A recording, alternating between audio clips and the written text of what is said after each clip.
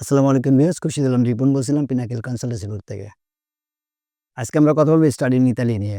যারা বাংলাদেশ থেকে ইতালি যাইতে চান, এরকম স্টুডেন্টের সংখ্যা কিন্তু অনেক। কিন্তু ১ম যদি আমি বলি, সবচেয়ে বড় প্রবলেম যদি আমি বলি, অনেক দেশে থাকি স্পন্সর খুব ডিফিকাল্ট লাগে, অনেক দেশে স্টাডি গ্যাপ প্রবলেম, অনেক দেশে স্পেসিফিক কিছু বিষয় থাকে যেগুলো বেশি ইম্পোর্টেন্ট। ইতালির জন্য সবচেয়ে ইম্পোর্টেন্ট পার্ট যেটি স্টুডেন্টদের মাথায় রাখা উচিত, সেটা হচ্ছে অ্যাপয়েন্টমেন্ট প্রবলেম।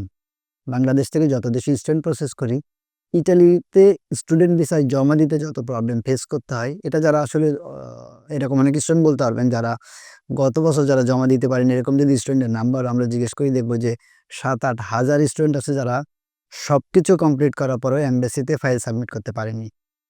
এবং আমরা যারা এজেন্সি কাজ করছি, আমরা যে জায়গায় সবচেয়ে বেশি হয়তো অফার লেটার ইজিলি পাচ্ছি, সেমি অ্যাটেস্টেশন হয়তো একটু সময় লাগছে, বাট সেমি অ্যাটেস্টেশন হচ্ছে, অ্যাকোমোডেশন, হেলথ ইন্স্যুরেন্স কোথাও কিন্তু আটকাচ্ছে না। কোথায় দিয়ে আটকে যাচ্ছি? আটকে যাচ্ছি যে ফাইল রেডি করার পরেও এমবাসি অ্যাপয়েন্টমেন্টের জন্য লম্বা সময় ধরে ওয়েট করতে হচ্ছে। মাঝে, মাঝে চেষ্টা করা হচ্ছে কোনো লিঙ্কে পাওয়া যায় কিনা। এবার যেমন আমরা চেষ্টা করেছি সর্বোচ্চভাবে ফরেন মিনিস্ট্রি, ওদের একটা মেইল আসছে কি, যদি মোফা দিয়ে, মিনিস্ট্রি অফ ফরেন অ্যাফেয়ার্স দিয়ে কেউ অ্যাপয়েন্টমেন্টের জন্য রিকোয়েস্ট করে, তাহলে তারা নাকি অ্যাপয়েন্টমেন্ট পাবে। আমরা এরকম ১০৭ টা স্টুডেন্টের ফাইল জমা দিয়েছিলাম, একটাও কিন্তু আনফরচুনেটলি অ্যাপয়েন্টমেন্ট পাইনি। কিছু, কিছু ক্ষেত্রে দেখা গেছে আমাদের স্টুডেন্টরা নিজেরা গ্রুপ করে হোয়াটসঅ্যাপে গ্রুপ করে অ্যাপ্লিকেশন জমা দিয়ে ২-১ টা ফাইল জমা দিতে পারছে। সুতরাং এইটা যেহেতু সবচেয়ে বড় প্রবলেম, আমার মনে হয় এই প্রবলেমটা আগে সলিউশন করে তারপরে আমাদের কাজে আগানো উচিত। এখন আসুন যে আসলে এই প্রবলেমটা তো আমাদের ক্রিয়েট করে না, এটা আমরা সলিউশন কিভাবে করব?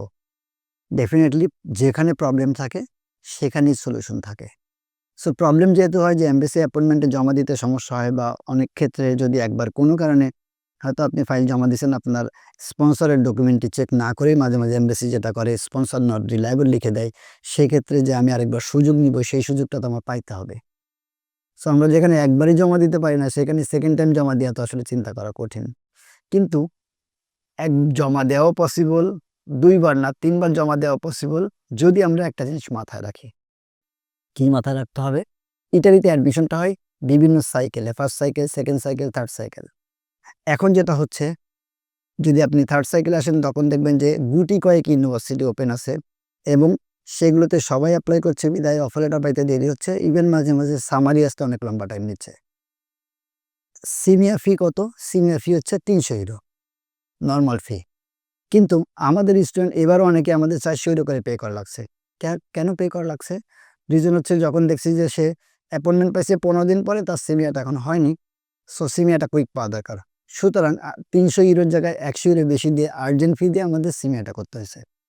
বাট আমরা যদি সবাই যদি ফার্স্ট সাইকেলে অ্যাডমিশনটা কমপ্লিট করে রাখি, আমরা আপনাদের জ্ঞাতার্থে জানাতে চাই যে ইতালিতে কিন্তু ২ টা ইনটেক থাকে। অনেক দেশে আছে মাল্টিপল ইনটেক থাকে, অনেকখানে ২ টা ইনটেক থাকে। বাট ইতালি একটা কান্ট্রি যেখানে মাত্র গভর্নমেন্ট ইউনিভার্সিটির জন্য মাত্র একটা ইনটেক, সেটা হচ্ছে ফল। ফল যেটা, দ্যাট মিনস আপকামিং যে ইনটেকটা আমাদের সামনে আছে, সেটা হচ্ছে সেপ্টেম্বর 2026। সুতরাং এখন কিন্তু অনেকগুলো ইউনিভার্সিটির অ্যাপ্লিকেশন ওপেন হয়ে গেছে।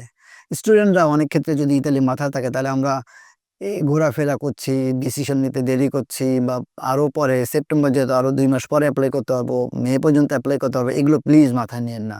যদি আপনার টার্গেট থাকে যে লো টিউশন ফিতে অথবা ফুল স্কলারশিপ দিয়ে ইটালির মতো একটা দেশে অল্প বাজেটে ৫-৬ লাখ টাকা বাজেট হলে আমার মনে হয় গুড এনাফ। ৫-৬ লাখ টাকা বাজেটে আপনি একটা দেশে স্টুডেন্ট ভিসায় যাইতে চান, তাহলে আপনি ফার্স্ট সাইকেল অ্যাপ্লিকেশনটা কমপ্লিট করে ২ টা কাজ আগে রাখবেন। নাম্বার 1 হচ্ছে যে অফার লেটার নিয়ে নিবেন এবং আপনার প্রি এনরোলমেন্টটা কমপ্লিট করে রাখবেন।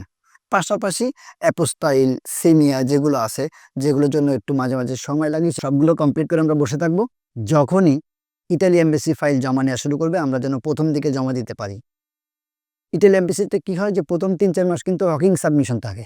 বাট ওয়াকিং সাবমিশন থাকলেও তারা কিন্তু আনলিমিটেড ফাইল জমা নেয় না। দিনে হয়তো ২০ টা বা দিনে ৩০ টা ফাইল জমা নেয়। সুতরাং যদি আমরা আগে থেকে রেডি হয়ে থাকি, হয়তো ৩ দিন লাইন ধরলাম, ফাইলটা জমা দিতে পারলাম না। ৪র্থ দিন বা ৫ম দিন বা ৬ষ্ঠ দিনে তো আমরা জমা দিতে পারবোই। সুতরাং আমার ফাইল জমার যে টেনশন, সেটা আমরা একদম রিলিভ করে ফেলতে চাই। আমরা যদি ফেব্রুয়ারিতে ফাইল জমা নেওয়া শুরু হয়, যদি ফেব্রুয়ারিতে ফাইল জমা দেই, যদি কোনো কারণে ৫ জনের মধ্যে ২ জনের রেজাল্ট খারাপ হয়, হয়তো আপনার সব ডকুমেন্ট ঠিক আছে বাট ভিসা অফিসার আপনাকে ভিসা দেয়নি, সেক্ষেত্রে কিন্তু আপনি আবার ওই যে প্রবলেম যেটা লিখছে সেটা একটা রিকনসিলেশন লেটার লিখে বা আপনি লেটার এগেনস্ট রিফিউজাল লিখে সুন্দর করে আপনার ফাইলটি আবার কিন্তু জমা দিতে পারেন। সেভারাল টাইম ট্রাই করতে পারেন। কারণ আমার সিনিয়র মেয়াদ থাকছে আনলিমিটেড টাইম। আমার অ্যাপোস্টাইল, সিমি এগুলো কিছু দরকার হচ্ছে না। হেলথ ইন্স্যুরেন্সও ১ বছরের জন্য করা হয়েছে। হেলথ ইন্স্যুরেন্সও রেডি থাকতে ইনটেক থাকতেছে। আমাকে শুধু ভিসা ফি দিয়ে আবার জমা দিতে হবে। সুতরাং আমাদের কিন্তু সেপ্টেম্বর 2026 এর জন্য অলরেডি আমরা 70+ অফার লেটার রিসিভ করেছি। আমরা হয়তো নেক্সট কোনো ভিডিওতে আপনাদের অফার লেটারগুলো নিয়ে একটা সেশন করবো, যেখানে দেখাবো কোথায় কোথায় অ্যাপ্লিকেশনটা ওপেন হয়েছে, কোথায় কোথায় কুইক অফার লেটার পাচ্ছি, এগুলোর ব্যাপারে আমরা বিস্তারিত আরেকটা সেশন আলাপ করব।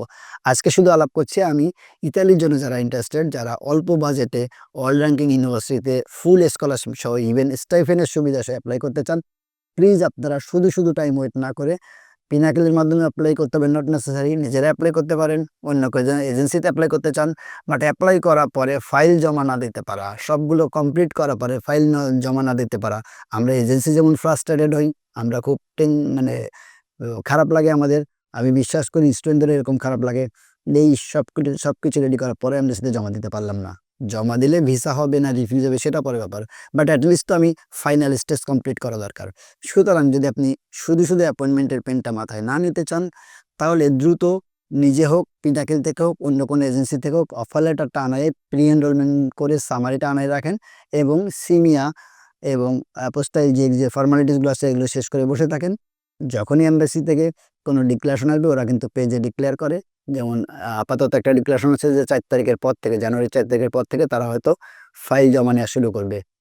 তো যদি এরকম কখনো সুযোগ যখন আসবে, তখন যেন আপনি প্রথম দিকে জমা দিতে পারেন। এবং সবসময় মাথায় রাখবেন যে কোনো দেশে যে কোনো এমবাসি কিন্তু প্রথম দিকে ভিসা রেশিও সর্বোচ্চ ভালো থাকে, কারণ প্রত্যেকটা এমবাসির কিন্তু স্পেসিফিক ডেস্টিনেশনের জন্য কোটা থাকে। সুতরাং যদি বাংলাদেশের জন্য ৩,০০০ কোটা থাকে, তাহলে যারা প্রথম জমা দেবে ডেফিনিটলি তাদের ভিসা রেশিও ভালো হবে। যারা পরে জমা দেবে, যখন কোটা কম থাকবে তখন ভিসা রেশিও ড্রপ ডাউন করবে। সুতরাং যদি ভিসা রেশিও ভালো, প্রথম দিকে কোনো ঝামেলা ছাড়া জমা দিতে পারি, তাহলে আমি কিন্তু কেন শুধু শুধু টাইম ওয়েট করবো।